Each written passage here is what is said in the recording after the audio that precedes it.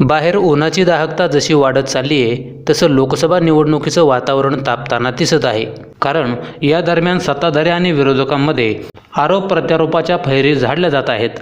लोकसभेची निवडणूक अवघ्या काही दिवसांवर येऊन ठेपली असताना महायुतीचा जागा वाटपाचा तिढा मात्र अजूनही कायम आहे। छत्रपती संभाजीनगरमध्ये अजूनही महायुतीने आपला उमेदवार जाहीर केला नाही।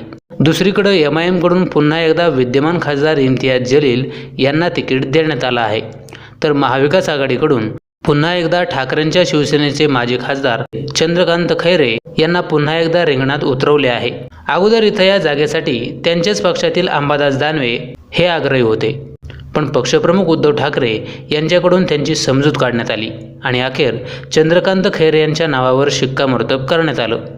दरम्यान पक्षफुटीनंतर ठाकरे गटाकडं मशाल हे निवडणूक चिन्ह आलं आहे, त्यामुळे ते मशाल या चिन्हावर निवडणूक लढवणार आहेत।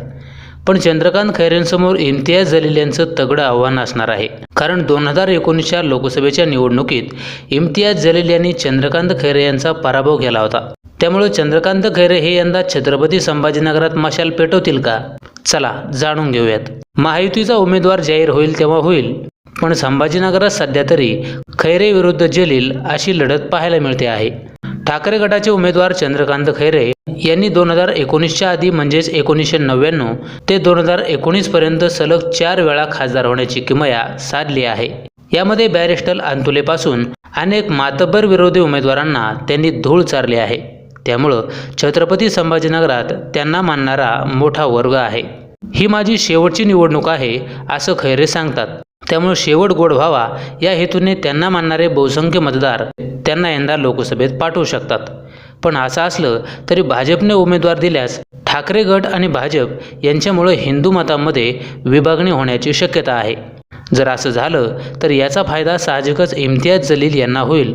पण आपल्या राजकीय कारकिर्दीत एकदाही पराभूत न झालेले जलील यांच्यासमोर सुद्धा ही निवडणूक जिंकण्याचं मोठं आव्हान असणार आहे। खरं तर इथला पाण्याचा प्रश्न अजूनही पूर्णपणे सुटलेला नाहीये। छत्रपती संभाजीनगर ही पर्यटन राजधानी असून इथं असलेल्या अजिंठा वेरूळसारख्या जागतिक दर्जाच्या पर्यटन स्थळाची अवस्था समाधानकारक नसल्याचं दिसून येतं। विमानतळाची अवस्था तर त्याहून बिकट आहे। त्यामुळं जो उमेदवार हे प्रश्न घेऊन मतदारांसमोर जाईल आणि ते सोडवण्याचा प्रयत्न करेल त्याच उमेदवाराच्या पारड्यात जनता आपलं मत टाकेल।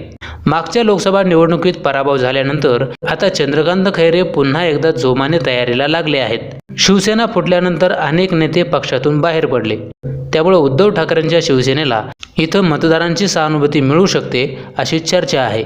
नुकतंच खैरे यांच्या समर्थनगर येथील मध्यवर्ती प्रचार कार्यालयाचे उद्घाटन संजय राऊत यांच्या हस्ते पार पडलं। छत्रपती संभाजीनगरात फक्त खैरे यांचीच हवा आहे असा दावा राऊतांनी यावेळी बोलताना केला। 5 वर्षापूर्वी पण अशीच हवा होती, पण अपघात झाला।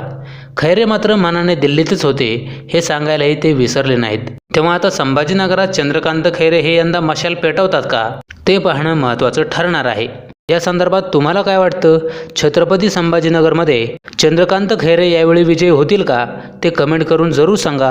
व्हिडिओ जर आवडला असेल तर व्हिडिओला जाता जाता फक्त एक लाईक करा, व्हिडिओ शेअर करा आणि असेच नवनवीन व्हिडिओज पाहण्यासाठी चॅनलला सबस्क्राईब करा।